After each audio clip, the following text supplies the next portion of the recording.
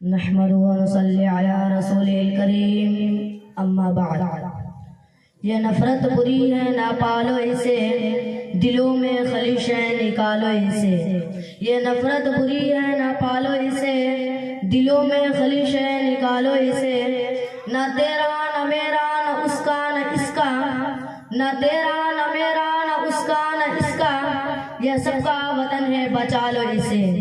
معزز مہمان کرام، پیارے اساتذہ کرام اور عزیز ساتھیوں، السلام علیکم ورحمۃ اللہ وبرکاتہ۔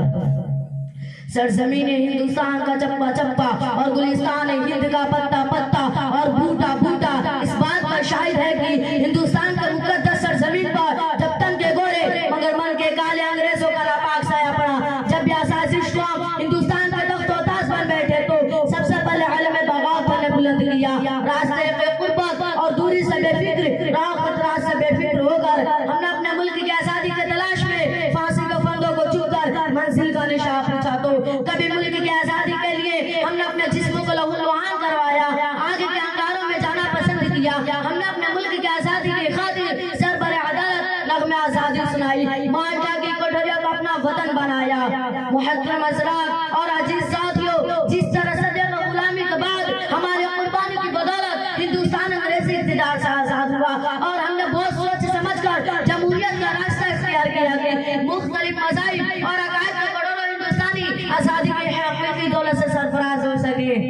ملت اسلامی کے غریب نوجوانوں، آپ تاریخ کی کتابوں کو اٹھائیے اور مطالعہ کیجیے۔ آزادی کے بعد مسلمانوں پر کس طرح کا رویہ اختیار کیا گیا تھا، ظلم و ابداد میں کیسے کیسے ہتھیار استعمال کیے گئے، کبھی غور و خوض کے نام پر اخلاق کا قتل کیا جاتا ہے تو کبھی مظفر نگر میں ہماری ماں بہنوں کے عصمت سے پھیلا جاتا ہے تو کبھی گجرات کے اندر چھوٹے چھوٹے معصوم بچوں کو گاجر ملک کی طرح کاٹ کر پھینک دیا جاتا ہے، ہماری مساجد کو مسمار کیا جاتا ہے، مکاتب پر شکی نظر ڈالی جاتی ہے اور حد کئی ہو چکی ہے، ہمارا شریعت میں مداخلت کی جا رہی ہے، کبھی آزان کا پابندی تو کبھی طلاق تو کبھی وقف کے زمین پر۔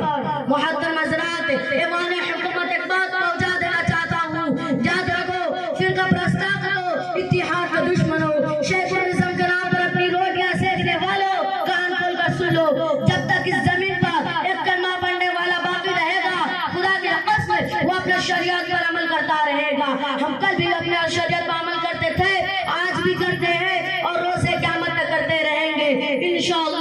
اور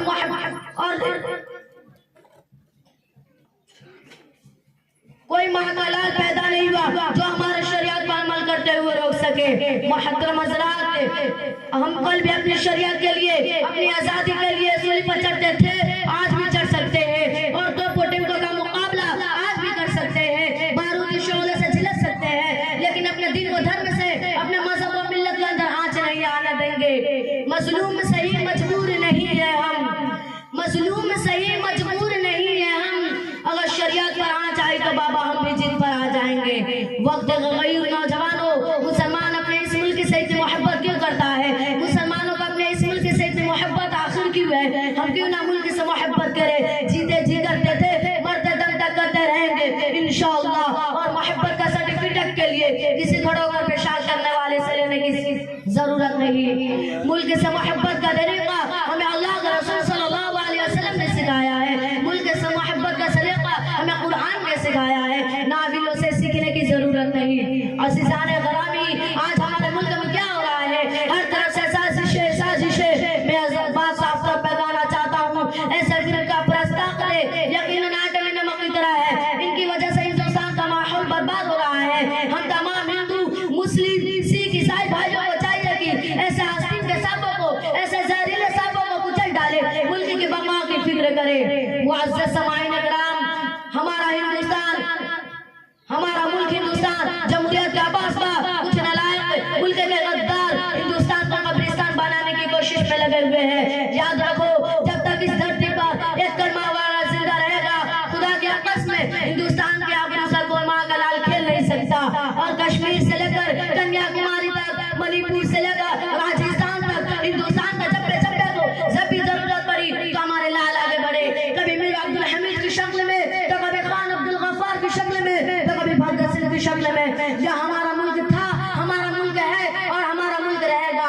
ہم اس ملک کے حصے دار ہیں، کرایہ دار نہیں۔ سامعین اکرام، آج کے اس یوم جمہوریہ کے اس عظیم پروگرام سے میں اپنے تمام نوجوانوں کو ایک پیغام دینا چاہتا ہوں۔ آپ اپنی شخصیت کو سمجھیے اور مستقبل کی فکر کیجیے۔ اگر اسی طرح خواب غفلت میں سوئے رہیں گے تو آنے والی نسل آپ کو کوسے گی۔ یوم جمہوریہ کے اس عظیم پروگرام سے یاد کر اٹھے، انشاءاللہ ہم جمہوریت میں بھی آگے بڑھیں گے، سیاست میں بھی حصہ لیں گے اور تعلیم کے میدان میں بڑھ چڑھ کر حصہ لیں گے۔ اپنے ملک کی حفاظت کریں گے، اپنے ملک کی باشندوں کی بھی حفاظت کریں گے۔ اگر اس طرح کرتے ہیں تو یہ ظالم طاقتیں یقیناً ایک دن پیچھے ہٹ جائیں گی۔ انشاءاللہ اسی پر اپنی بات کو ختم کرتا ہوں۔